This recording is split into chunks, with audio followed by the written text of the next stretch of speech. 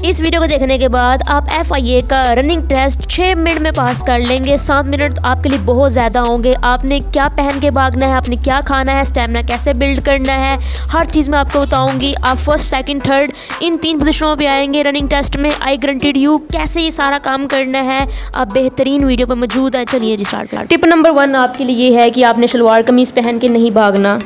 As a sports science student मैं आपको यही टिप दूंगी कि आपने शलवार कमीज़ पहन के नहीं भागना, जो कि गलतियां बहुत से लोग कर रहे होते हैं टेस्ट के दौरान। शलवार कमीज़ पहन के भागने से हवा का रेजिस्टेंस आपकी बॉडी के साथ बहुत ज़्यादा हो जाता है, जिसकी वजह से क्या होता है कि आपकी बॉडी की एनर्जी ज़्यादा लगती है, आपको सांस ज़्यादा चढ़ता है और आप बहुत जल्दी थक जाते हैं और आपकी बस हो जाती है। और ये गलती आपने नहीं करनी। अगर आप मेल हैं तो आपने क्या करना है, आपने शर्ट नहीं पहननी, शर्ट आपने पहननी ही नहीं है। अगर आप शर्ट पहनना चाहते हैं तो आपने स्लीवलेस बाजुओं वाली शर्ट पहननी है और उस शर्ट का स्टफ़ बहुत हल्का होना चाहिए, ब्रीक होनी चाहिए। फ़ीमेल के लिए टिप ये है कि उन्होंने जो क्लॉथ पहनने हैं उनमें उन्होंने पूरा ट्राउज़र और शर्ट ख़रीदनी है अपने लिए, और जो शर्ट हो वो खुली हो, और जो आप ब्लाउज़ पहनने में ज़रा तंग पहनिएगा, टाइट पहनिएगा।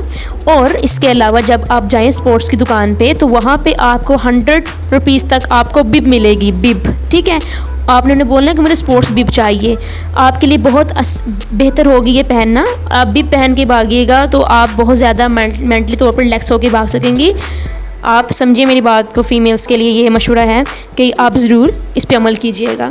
अब जो बिब्स हैं वो उन ख़वातीन के लिए होंगी जो समझती हैं कि वो थोड़ी सी हेल्दी हैं, ठीक है जी। मेरी बात को समझ गई हैं आप। चलिए अब आप आगे बढ़ते हैं।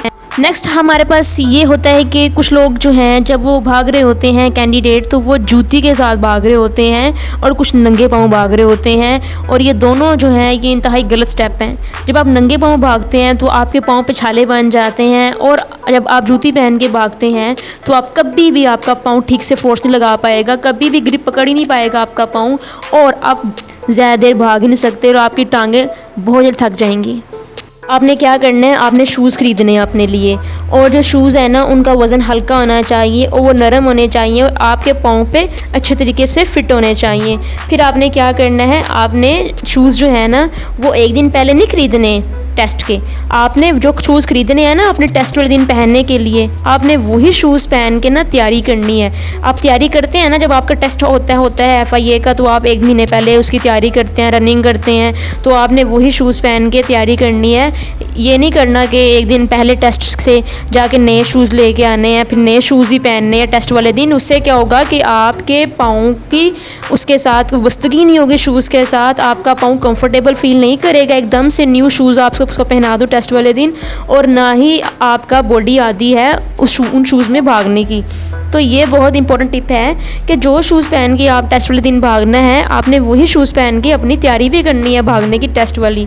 तो ये टिप्स भी याद रखिएगा। अब हम बढ़ते हैं नेक्स्ट टिप्स की जानिब। अभी तो हमने बात की है सिर्फ और सिर्फ पहनने के लिहाज से। अब टिप नंबर 4 ये है कि आपने अपने लिए एक स्टॉप वॉच खरीद सकते हैं तो वो खरीदिए, या तो आपके पास एक आम सी वॉच जो होती है ना, आम सी वॉच आपने वो ख़रीदनी है। जब भी आप तैयारी कर रहे होंगे ना भागने, तब भी आपके पास स्टॉप वॉच या वॉच होनी चाहिए, और जब आप टेस्ट के लिए जाओ उस दिन भी आपके हाथ में वॉच या स्टॉप वॉच होनी चाहिए। ये तो चीज़ें बहुत अहम हैं। अब हम स्टेमिना बिल्ड करने के बारे में बात कर लेते हैं, उसकी टिप्स के बारे में बात कर लेते हैं। जैसे आपके पास फॉर एग्ज़ाम्पल 1 महीना है और 1 महीने के बाद आपका FIA का रनिंग टेस्ट है, और आपने सबसे पहले दिन जब अपनी टेस्ट की तैयारी करनी है, यानी पहले दिन तैयारी के तौर पर रनिंग करनी है, तो आपने अपने साथ स्टॉप वॉच और वॉच रखनी है, और आपने अपना डिस्टेंस और अपना टाइम नोट करना है। बहुत ज़रूरी है पहले दिन अपना टाइम और डिस्टेंस नोट करना, ताकि आपको पता चले कि बाद में आप में कोई तब्दीली भी आई है कि नहीं, आपने स्टेमिना बिल्ड भी किया है कि नहीं, कि आप पहले दिन की तरह वहीं के वहीं मौजूद है। इसलिए पहले दिन आपने अपना डिस्टेंस देखना है कि मैं कितना देर भाग सकता हूँ लगातार स्लो पेस पे, स्टडी पेस पे। स्टडी पेस में नहीं होता है कि जॉगिंग से थोड़ा सा ज़्यादा पेस, इसको हम बोलते हैं स्टडी पेस। आपका कितना टाइम आता है कि आप स्टडी पेस पे 5 मिनट तक भाग सकते हैं या 10 मिनट तक भाग सकते हैं, आप स्टडी पेस पे कितना डिस्टेंस कवर कर सकते हैं, ये 2 बातें आपने ज़रूर जाननी है, चाहे आप फीमेल हैं या मेल हैं। जब आप ये जान लें कि आपका डिस्टेंस ये आ रहा है, तो आपने क्या करना है, आपने हर रोज़ अपना डिस्टेंस और टाइम बढ़ा देना है। अगर आप 5 मिनट तक भाग सकते हैं तो आपने नेक्स्ट दिन ट्रेनिंग के 10 मिनट कर देना है अपना रनिंग टाइम, और अपना डिस्टेंस भी बढ़ा देना है।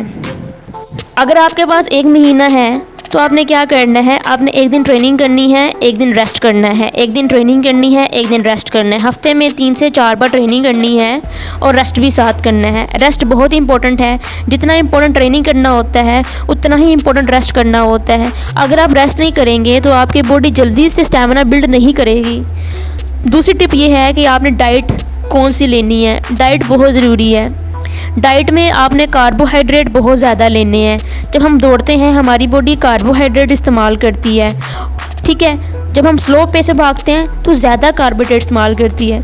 तो कार्बोहाइड्रेट रोटी में होता है, चावल में होता है, पास्ता में होता है, फ्रूट में होता है, सब्जियों में होता है, और आपने ये ज़्यादा खाने हैं।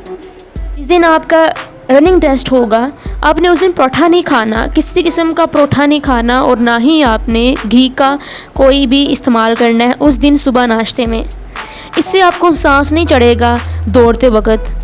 दूसरी बात यह है कि आप जब जाएं निकलें अपने टेस्ट के लिए तो अपने साथ एप्पल्स लेके जाने हैं, और एप्पल्स को आपने खाते जाना है हर 1 घंटे आधे घंटे के बाद।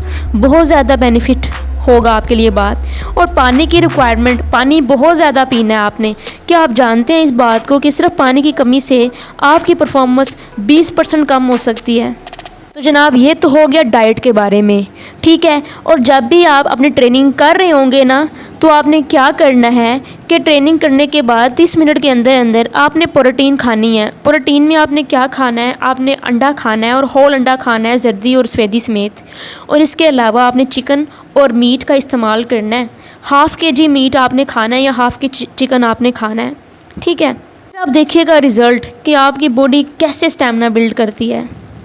इसके बाद मैं आपको टिप ये दूंगी कि एक तो स्टेमिना बिल्ड करने की टिप ये होती है कि जैसे मैंने बताया आपको कि आप जब ट्रेनिंग करते हैं तो उसमें टाइम और डिस्टेंस मोर ऐड करते जाते हैं। मेरी एक बात याद रखिएगा कि जब आप भाग रहे होते हैं ना तो आप कहते हैं ना हाय मेरी बस हो गई, इससे ज़्यादा नहीं हो सकता।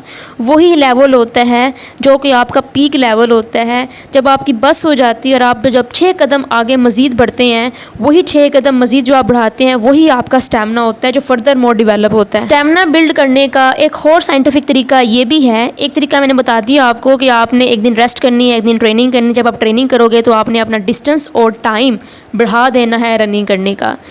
जो दूसरा तरीका है स्टेमिना बिल्ड करने का वो थोड़ा सा डिफ़िकल्ट है आप लोगों के लिए, तो आप जो मैंने तरीका बताया आपको वही उस पर अमल करें आप। और जो कद का बारे में और छाती के बारे में मेरी नेक्स्ट वीडियो आएगी, और चैनल को सब्सक्राइब कर दीजिएगा और बताइए कमेंट में कि आपको वीडियो अच्छी लगी।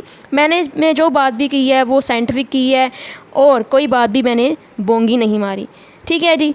तो जी अपना ख्याल रखिएगा। Best of luck.